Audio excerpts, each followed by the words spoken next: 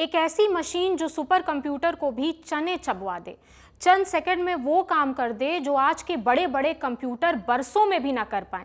किसी दिन stock market का सारा डेटा चट्ट से खंगाल के बता दे कि ये 10 रुपए वाले 20 शेयर ले लो, 10 साल बाद करोड़पति बन जाओगे। या फिर किसी इंसान का पूरा डीएनए पढ़ के ये जवानी है दीवानी वाले बनी का डायलॉग बोल दे, 22 में पथरी, 25 में बीपी, 33 में गठिया। सुनने में ये किसी को ज्योतिष तो किसी को हॉलीवुड की साई-फाई मूवी का सीन लग सकता है, लेकिन ये सपना जल्द हकीकत बन सकता है। दुनिया भर के साइंटिस्ट दिन रात एक कर रहे हैं ताकि क्वांटम कंप्यूटर नाम की ये जादुई मशीन बना सके। इस कंप्यूटर के पीछे है फिजिक्स के नियम तोड़ने वाली फिजिक्स, क्वांटम फिजिक्स या क्वांटम मैकेनिक्स। क्वांटम का शाब्दिक अर्थ है छोटा या सूक्ष्म।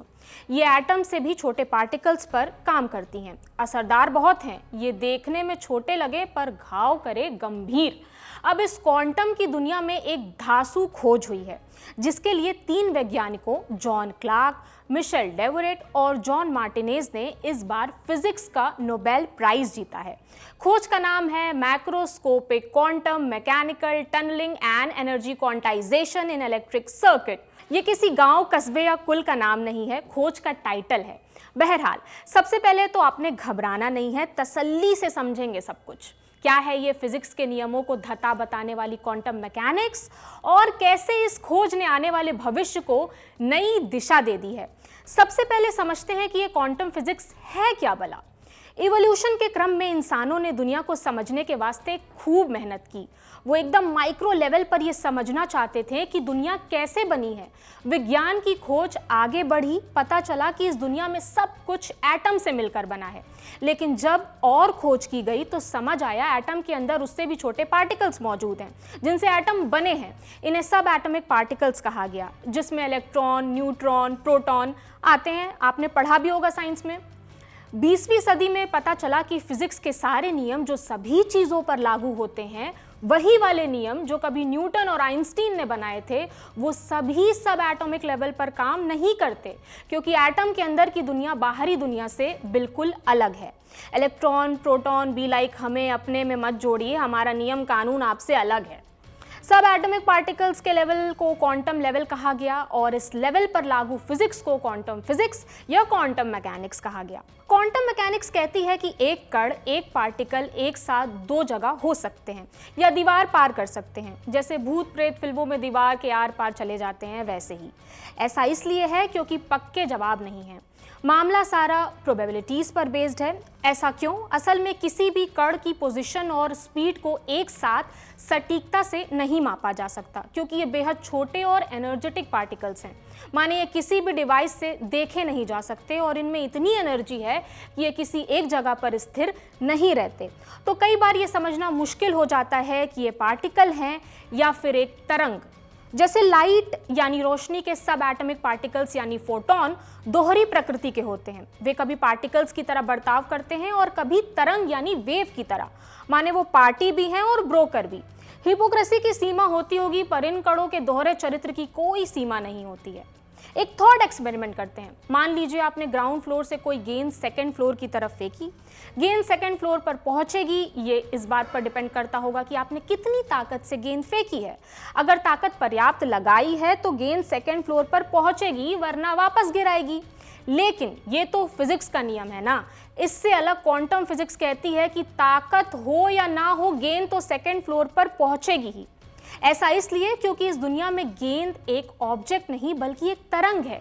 तो एक ही पल में इस तरंग का कुछ हिस्सा ग्राउंड फ्लोर पर होगा और कुछ हिस्सा सेकंड फ्लोर पर होगा। इसको कहते हैं क्वांटम मैकेनिकल टनलिंग।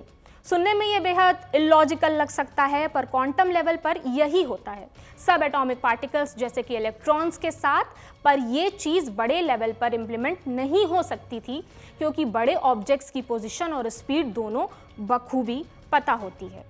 व्यवहारिक तौर पर भी जब किसी के बारे में जब कुछ पता हो तो फिर ड्यूअलिटी का स्कोप खत्म हो जाता है। वैसे तो साइंस के मामले में एक्सेप्शन मिल जाते हैं, इस मामले में कोई एक्सेप्शन नहीं था। तो इन 3 वैज्ञानिकों ने बना दिया और इसे बड़े लेवल पर भी इम्प्लीमेंट करके दिखाया। कैसे, इसे समझने से पहले करंट के कॉन्सेप्ट को समझना जरूरी है।